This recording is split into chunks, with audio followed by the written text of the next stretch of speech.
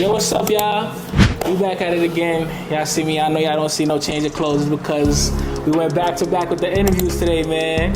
And I got a special guest with me today. We back at D&J's 300 Malcolm X. Pop out in a style. This is the faces behind the famous, man. And I had to bring a famous with me. Sir, what is your name? Where you from? Tubbs Krueger, man. Brick City, New Jersey. Blessed, highly favored, man. Feeling good. Repping Jersey. Let's welcome him to the show, y'all. What are you tethered to when it comes to this bar here or this establishment? It's black owned. Black owned. That's it. That's it's it. Good people that own the spot. They show love. They take care of the neighborhood, and they give me a space I feel safe. So why is it so special for a black man? Essentially, we just had the election that just happened last night. Why do you feel like it was so important for you to say that you feel safe, especially in a neighborhood like this, or you feel safe in a establishment like this? It's not necessarily about the neighborhood, because we all come from different backgrounds. We see different things. Mm-hmm. Of course, we want to be safe, but I think safe as in just personally, as in the space, as in what you in. Nobody's judging you. Nobody's worried about that. You spend the black dollars and let it circulate, and figure out ways to make sure we keep Bed-Stuy black, Brooklyn black, wherever you at black, and more thriving small and big businesses. Of course. In a party, what kind of hospitality that you have to bring as a host for people to feel safe in that space? I'm just more or less like a conductor for the most part. We're trying to just lead the train to the promised land, but it's more just making sure the fellas respect the women and vice versa, but more the fellas respecting the women. And remembering we're in a space where we're here to have fun and enjoy ourselves, not disrespect, the people that putting this event together, not disrespecting the venue, and not disrespecting each other. We just want to make sure we in good space and good energy. That's it, man. Because a lot of, I've been outside for a while, so I've seen different levels of party and different levels of vibe, so you get to understand what can go down in a party, what can go down outside the party, the parking lot, whatever the case, but we want to make sure we set the precedent as in how things need to be and what they're always going to be if you're dealing with us. What's the best way? It's never just about me. Yeah. What's the best way you feel like is the best to control a party? Like, let's say a party's getting too rowdy, or like two people might be getting too rowdy. I'm shutting the music off. I'm telling DJ shut the music off unless I get their attention. I'm not running to it. I used to do that, but if I get swung on, then it's a problem. Yeah. But I'm just trying to, de-escalate everything, man. I want to slow it down, stop it. So you've had to be both host and security in parties before then? Yeah, for sure. I mean, to get where I'm at now, and I still got ways to go if I decide to keep doing this. But yeah, I've been in situations. How long you been doing parties? How long you been hosting parties? I guess. I don't know, bro. Like college, high school, whatever. I don't know. I've always been a cat going to parties. I guess I say college. I went to Delaware State. Oh, okay. It's my Brown Mill collab piece. Shout out to Brown Mill. Okay. But it was just more of just an opportunity to do stuff and bring people together, unite each other. What was the moment that ticked off where it was like, you know what, I'm actually good at this shit, or like, oh yo, I need to do this, like? I couldn't even tell you, bro. A lot of things, you always hear like people that are very talented and stuff or downplay stuff. I downplay a lot of stuff. I'm just happy to be able to bring people together. I ain't never screaming I'm the best at it, or I'm the illest alive, or nothing like that. It's just a situation of God got the will. He gave me the gems. He gave me the talent to, have fun and get people to have fun with me, and I just go from there. But I've been doing it for a while, but I think before and after the pandemic, I started doing it again, and then just been up from there. Is that something you gotta turn on, or you just already wake up? I mean, I'm a ball of energy, but it's definitely I gotta turn it on. I gotta focus on it. Because I'm like an ambivert, so I'm an extrovert, introvert, so I'm very moody. You're either gonna catch me going crazy, or you're gonna catch me very quiet and just observing. So it's just a matter of when you catching me. So I mean, I always get he got resting bitch face or whatever. He look like he not approachable. Sometimes it's like that, but I'm a very nice person as long as you don't be on my bad side, which is slim to none.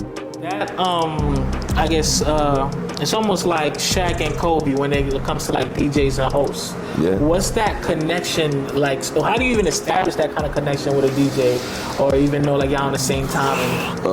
Sometimes, for me, I've always, like I said, I've been a character of being outside, so I've always been around DJs, family got DJs, friends DJs, always since growing up, and able to pay attention to how they spin or how they rock a crowd or how they create or whatever. So, lately it's either I already paid attention to you in a nightlife club party setting, and I know how you rock, or we just freestyle, we go from there.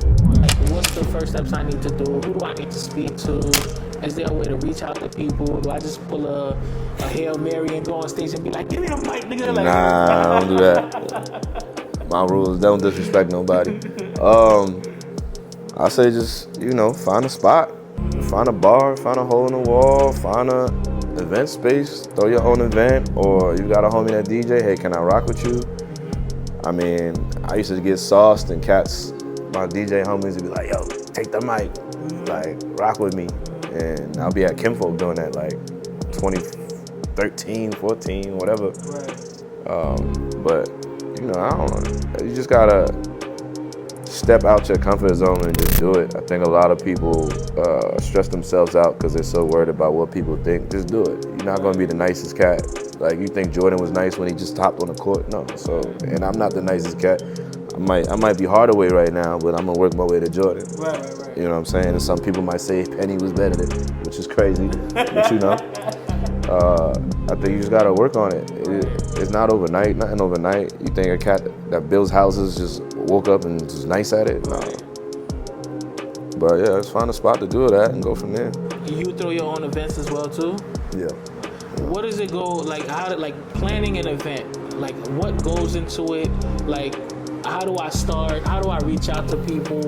What is, like, maybe a pitch I might have to say to a bar owner to come in this spot and, I mean, if you're starting out, I think, the bare minimum is just knowing the event space, like knowing the manager, the bar manager, knowing the owner, whatever the case, building some type of rapport. Like, I think people's problem nowadays is they scared to talk, or they scared to get to know someone, or they think it's supposed to just be given to them. Like, you gotta work it. You know what I'm saying? Work the room, it's just as working the crowd. Work the staff, like, let it be, like, which some of these kids don't understand. Have a face card. When you walk in the room, they know who you are. Develop that relationship. But I think it's just a task of just making sure you have the confidence, even if you might not at first, as in, hey, I want to do this. If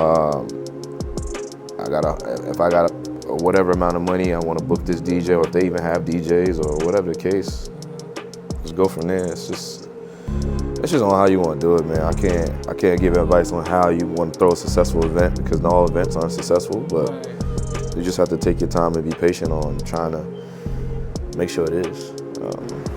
How long would it take, like, I want to start hosting today, how long would it take for me to start seeing money in it? How am I even going to go about talking to people about getting money and, like, I charge to host something or just anything? I mean, if you got good friends, y'all breaking bread together. Okay. And if you setting it right, you breaking bread regardless. But I think it takes time. I mean, I was doing a lot of hosting stuff in Jersey with my Strag Life homies, battle rap homies. I was doing internet radio and stuff, so I was always doing some type of media personality type of situation. Worked in radio for years, so I was always involved with, talking to people, working with people, being connected in that world of media and nightlife. So I went to school for radio, TV and radio production.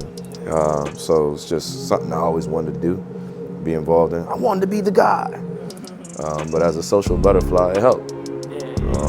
But Are you still involved in, like, TV and media? I work in TV now. Okay, Yeah. cool. Like, where do you work? I work for TV1. It's a black-owned company under Urban One.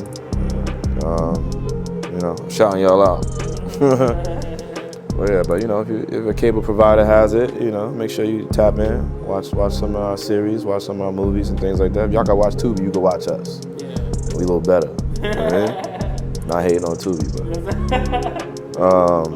but What is I was gonna say? What kind of resume you gotta build to like first host and then after that do TV? What kind of resume? Oh, I mean, I went to school for that, but I don't mean you don't have to go to school to do anything. I mean, let me say this because I got a child out there. You should go to school to experience college. You should go to learn more and educate yourself and never stop learning. But at the same time, the way the world is built, you can hit YouTube and learn certain things, but you're still gonna need experience, and then there's always still gonna be somebody that's gonna tell you that you don't have enough experience, even though you have it. So do as much as possible to be whoever you are or you're trying to be. But it just so happened for me, I've dealt with doing experiential marketing and promotional marketing, street team stuff, different departments in radio. I did Cutco. That's a part of just being able to talk to people that got out of college, ain't had no gig, like doing all that type of stuff. So it's just a matter of being a people person too. And at time, to be honest, I don't like a lot of people. But you gotta play that role, and it's not even playing a role to make it like sound like it's cap, but it's just like after a while it's routine. As in, I'm not saying I'm the mayor, but it's a political role. Like you making sure people are good and they depend on you. But it's big that you actually even talk about the role. I think like the whole entertainment industry is like that, especially when it comes to media and music and other things. Like people, I was talking to my last guest said that you almost gotta like shake your ass, not as dudes, but like she was saying that you almost gotta shake your ass to kind of get in the role. I mean, there's a perception for certain people, men or women, to do certain things to get where they at. But I feel like some people do it and they get exactly where they at, and then they gone this quick. And the people that don't do it, they could be a late bloomer and it take longer and longer to process to their success. But those people stand on their 10 toes and become that person by continuing to learn and continue to fail and continue to win, and they become stronger and they become better than most.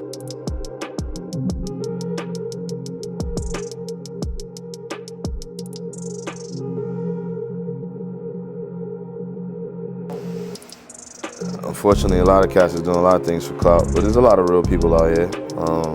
It's just a conversation, I get vibes off people, like energy. You know what I'm saying? I could, sometimes I'm 85 to 90% sure, like, all right.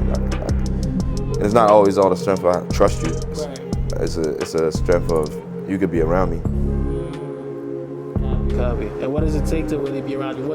What kind of circle do you have that makes you successful as well? Everybody that I've been around since to this day is just you really kind of all got the same mindset. We just want to win and very transparent, straightforward, hard working. We not elitists. I'm talking to the first person I see, with security, garbage man, whomever.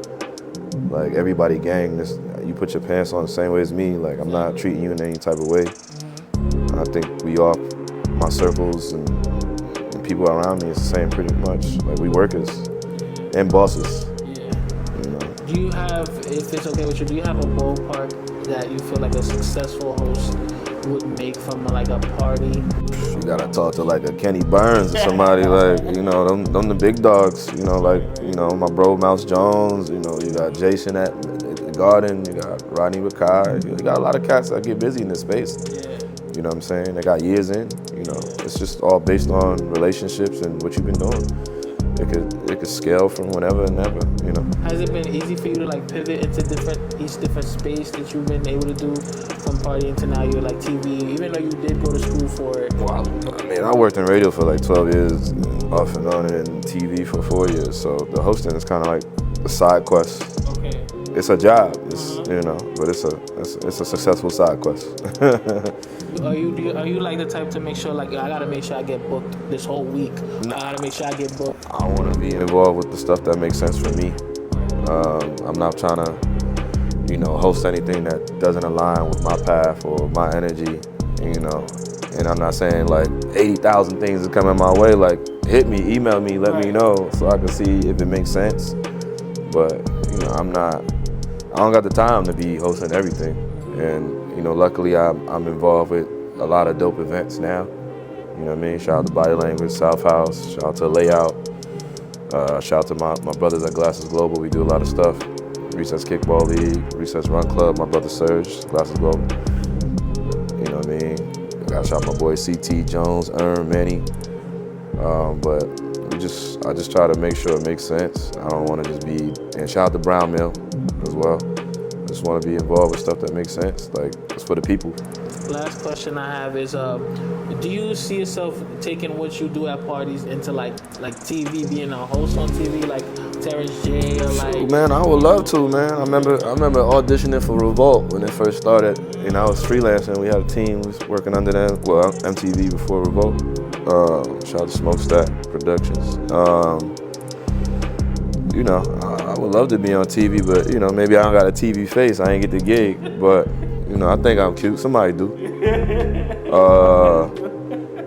But you know what I mean? Look, I'm never saying never. If the opportunity comes, even if it's an audition or even if it's just a play or even if it's just a situation where it happens, I'm all for it.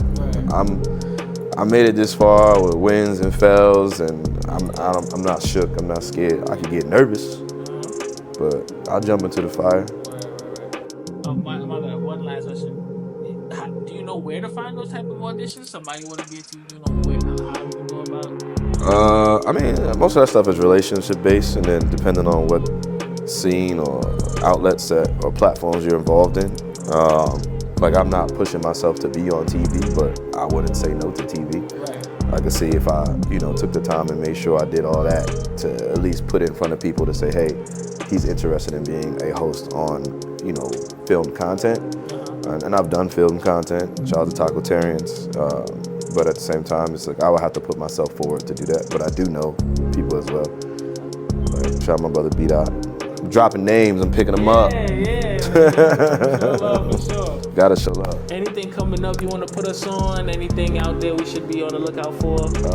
You know, I'm on tour with South House. Body Language is coming back.